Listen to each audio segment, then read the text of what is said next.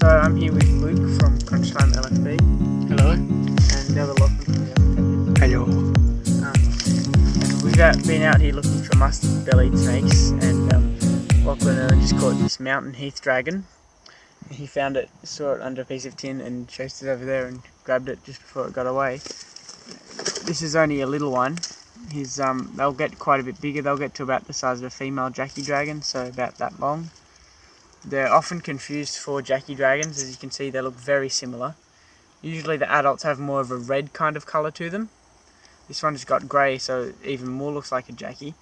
And you can see though, if you open his mouth and try to bite me, I don't know if you can see, but he's got a yellow tongue, but the rest of the lining of his mouth is actually pink, whereas a Jackie has a yellow mouth lining as well as tongue.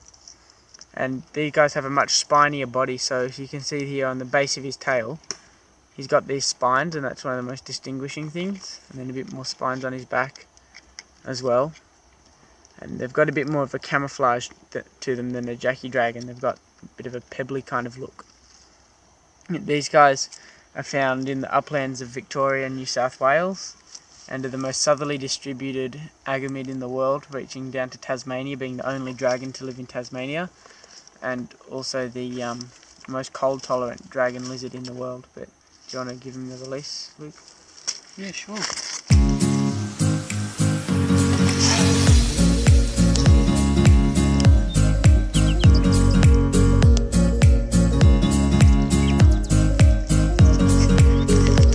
So this is another young mountain heath dragon.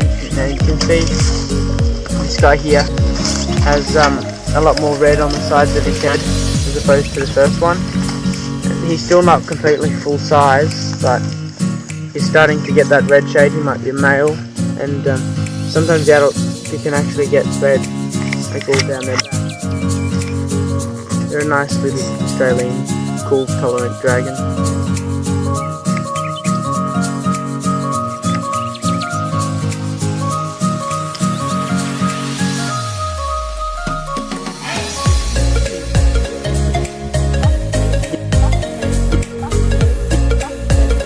So this guy here is a little mustard-bellied snake. Now, I'm here with CrunchtimeLFB from Luke, and the other Lachlan from the Animal Catchers, Lachlan Irwin, and Lachlan just spotted this snake crawling behind a rock, and then I grabbed him. And this guy, it's a mustard-bellied snake. Now, they're not a huge species. You can see that they don't get a whole lot bigger than this, maybe about 10 centimeters bigger maximum. We're pretty sure this one's a girl. Now they also call them the Blue Mountains crown snake because of that crown on the head, but that's kind of silly because they're not actually in the crown snake genus. Their scientific name is Drysdalia rhodghaster. Now you can see why they call it a mustard-bellied snake, because of this beautiful yellow belly here. They've got these beautiful flecks all over them that kind of help them blend in and distinguish them from a whip snake. They're venomous, but only mildly venomous, so they can't hurt people. Yeah, they're a bit Lachlan and the other Lachlan, yeah. Nothing happening so far. Yeah, it's not really dangerous, but these guys feed on frogs, geckos, small skinks, maybe small dragons if they're able to get them. Yeah, and they can also occasionally be cannibalistic, so they might have a little snack on a smaller snake if they find one. But yeah, their main source is little lizards and frogs. Oh, he just pooped. Yeah, these guys are actually pretty rare, so it's very good to see one. It's always a sign that it's a healthy environment when these guys are around. You don't see them all too often. They're actually mainly a nocturnal species, so you will usually find them in the day hiding under rocks, logs and pieces of tin, and then they'll come out and forage at night, but occasionally they do come out in the day, especially during the evening and late afternoon times. Which is about 5 o'clock now. Yeah. We found this one at 4:30 local time. Yeah. So that, yeah, usually in the late afternoons, nights and early mornings they'll be found out, not really in the middle of the day. They're an absolutely gorgeous little species of snake. They're usually very calm. They'll bite maybe a few times and then they'll calm down. You can see what a beautiful animal that is. There you go. So we'll film Luke's video and then we'll let him go. I'll probably film mine. Do you want to film and then we'll release? No, we'll probably continue rolling with wait, keep filming? Yeah, and we released it. Yeah. Alright. So Lachlan's going to release it because he found it. Here we go with the release. Just bring it down here. Alright.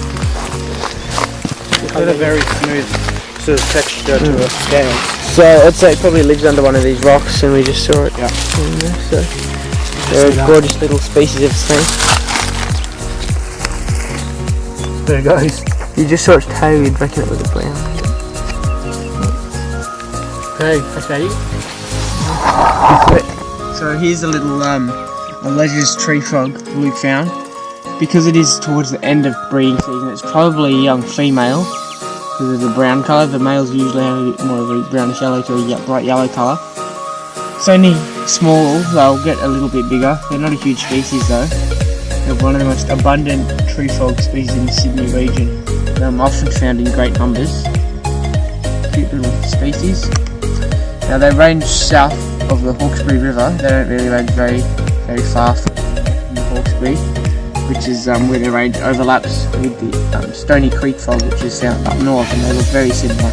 Stony Creek frog a bit bigger though, and they've got different patterns on the undersides of the legs. Yeah, bring them down to the water.